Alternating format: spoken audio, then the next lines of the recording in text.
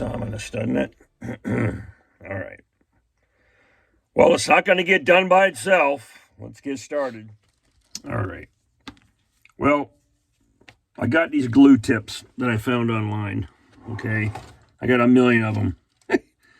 I bought like there's 100 at a time, but man, I went and tried that one time and I didn't think to tape it.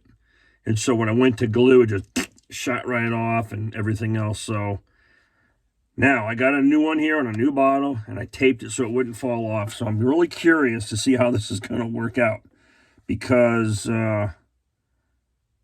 well, let's just see what happens, okay? I hope we don't have a catastrophe. So far, so good.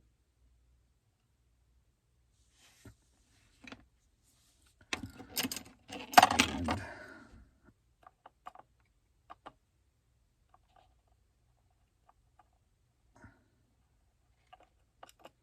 come on now.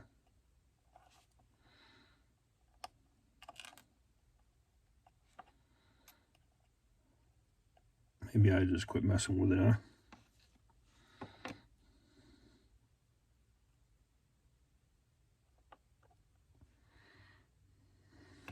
Well, come on. Whoa, look at the tip there now. Although I do like the precision aspect of it all.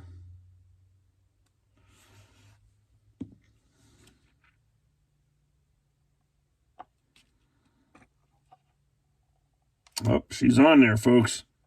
Nice. All right, I'm sold. So, you can see that the stuff is kind of crawling back down. I'm assuming this is going to like plug up eventually and be a problem. Here, let me give it a little squeeze and see if we can get some air. Yep. Okay, well, let's put a little bit of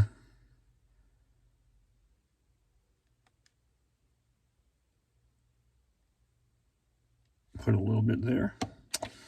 And see what happens.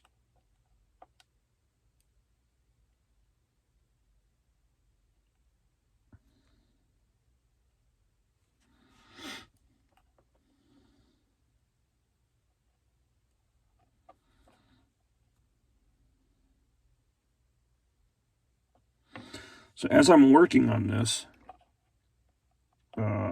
I talked to Daryl, who's the owner of this kit, who's also the guy who's building these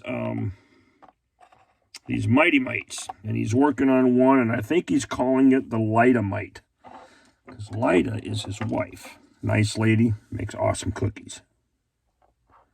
I'm just saying. And man, this tip works awesome. Just gotta be careful because it wants to jump out material on you if you're not careful. So I'm digging it, folks. Can you dig it? I can dig it. All right, I don't think this requires me to be too heavy-handed with it. Come on now, get in there. Tappy wappy. There you go. All right, this is the first time I've ever used these tips, and right away, as I was messing with this, it wanted to jump a bubble out. Cool. Man, that was quick. Oh, you see down there? We got us a little overflow. It's one of the reasons why I'm using the thin stuff, too, because you just wipe it away and get rid of it. But I really need the glue to go in there. But see, it's holding, so I'm happy with that. These little guys, you'll notice in here, you see that indentation right there and there. That's where these little dudes are going to live. Okay? So, let's go ahead and get those installed. Let me get this Jeep. Let me get this Mighty Mite out of the way before I screw it up after working so hard on it.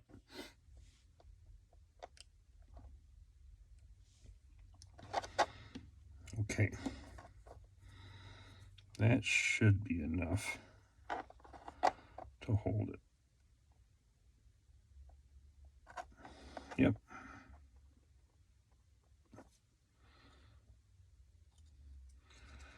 And you want it to be flat on that frame like that.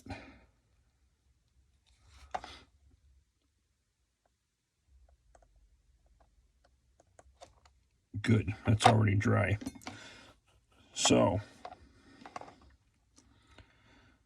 it's exactly what we wanted, boys and girls.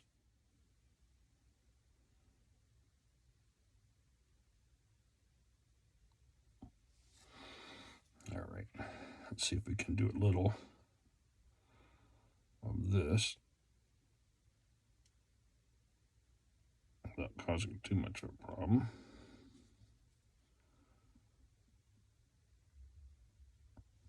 And the thing is, you won't even see these little guys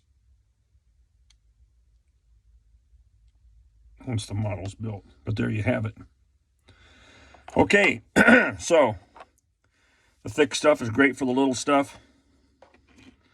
And speaking of little stuff, where'd the other one of those go?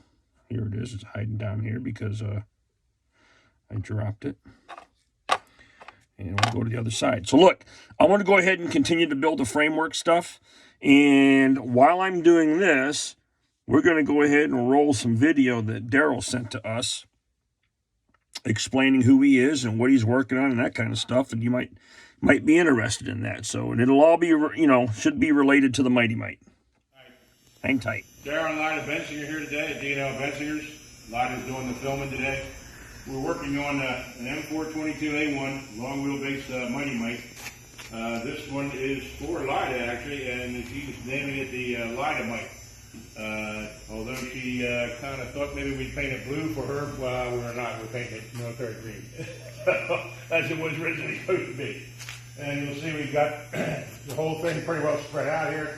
As we're in the middle of doing, we're actually a little bit more than the middle. We're probably 3/4 of the way through the restoration. And going to be finishing this up for her. She wants to go in an event in May. Now on a full-scale M422 A1. Mike that watches models, as you see, is doing a 1/35th scale model. And the Mighty Mite is already one of the smallest Jeep-type vehicles there are. And I can't really believe what he's doing, because he's using tweezers and all to bend little parts up that we have here. You see the frame and chassis here right now. We've got the gas tank, all suspension in it. He was building some of these bumper covers here. We've got the original model vehicle has lifting shackles, all kind of little supports, and he's using tweezers, to cut these things out and bend them up. And man, I think I'm going to stick with 1-to-1 scales. Brackets like frame brackets that support the vehicle here. Vito will show you one of the little snubbers, the little bracket that sticks out from the frame that holds the rubber snubber on it so that the suspension hits it. He was cutting those out and bending them up, trying to glue those little pieces on the actual frame. I'm lucky they're already welded on. So we just got to sandblast them and paint them and fix them up. But this is what the full scale frame looks like. We have the front assembly on this particular Mighty Mite. The entire body's aluminum. So all this is aluminum, and you've got 24-volt headlights like usual. We've got an air thing for the air-cooled engine, an air inlet screen. The Mighty Mite was designed to be air mobile, air lifted by helicopter. So the bumper has lifting hooks on the outside end for lifting the vehicle vertically, and it has towing hooks that are right on the frame if you're going to tow it forward. You can't use them backwards. If you try to lift by the towing hooks, you're going to damage the bumper, and particularly if you try to tow by lifting hooks, you're going to bend the bumper right here. So even though that bumper's got a reinforcement there, it's still a very lightweight vehicle. The entire vehicle was designed to be airlifted and was designed to be, under 2,400 pounds. So it ended up being only like 1,500 pounds for the original prototypes.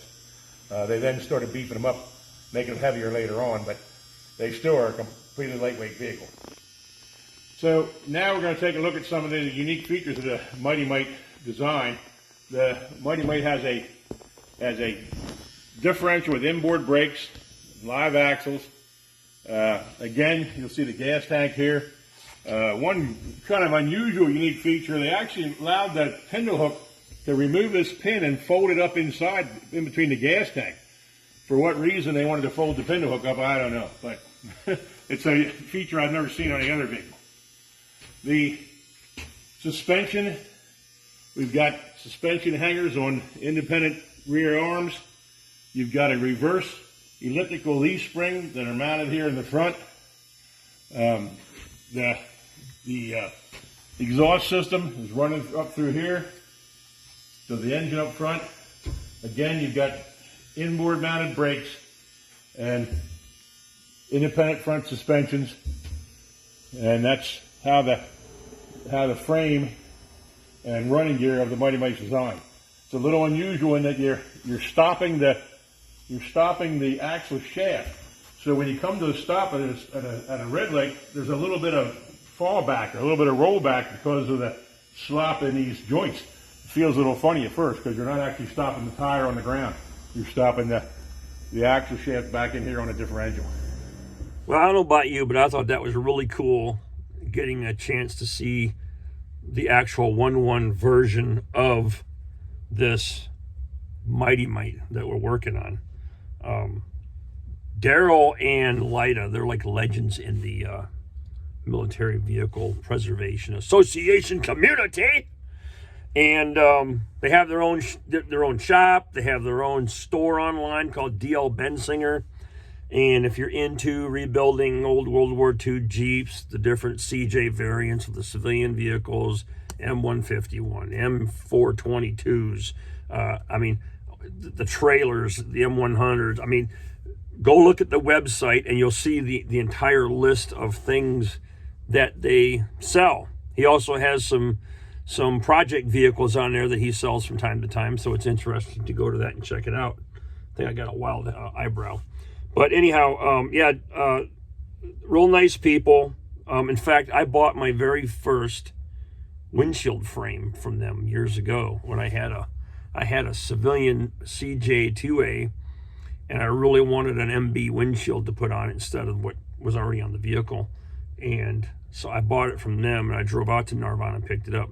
And that is when Lida gave me a sampling of her mother beautiful, delicious cookies. Oh, yeah. That was a treat in itself. So, yeah, I made out like a fat rat and got me some cookies. Yeah. But I got to do the keto diet right now because I'm chubs, you know what I mean? In the previous video, well, you can see here I got a lot more of the frame pieces on. That's a shock mount. These are the rubber bumper thing I told you about, being careful, body supports, the rear bumpers, the supports that go to the frame here. But these little guys right here, these bumpers I told you about, is item number 9 on the sprue. I don't know if you can see that in the video, but it's these little cone-shaped dudes. And when you're done with everything, they'll be painted black because they're rubber.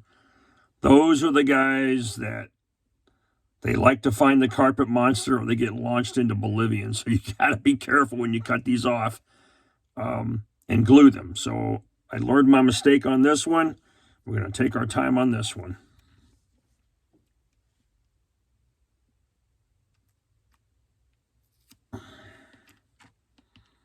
There. I just don't want them to go flying, so maybe that tape will help. Okay, see what. Here I go again. See what happens. You can't see it because I got my hands in the way. Did I get them all? Nope.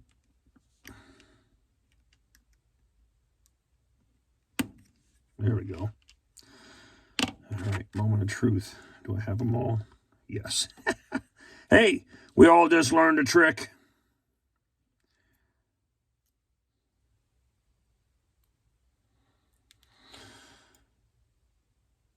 Oh, hell.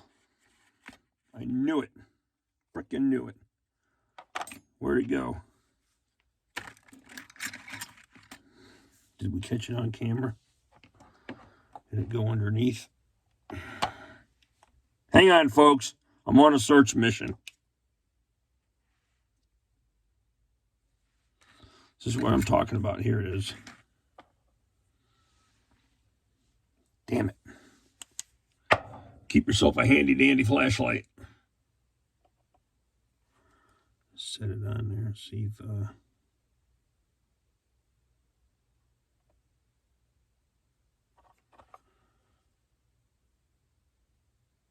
Ugh, you're so close. You're so close, man. I have to tell you, these were the hardest things to do. That's close. All right. Now, hopefully this doesn't take off and launch.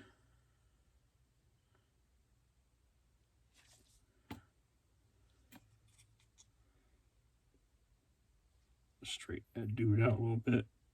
Okay. I think we might be in business, folks.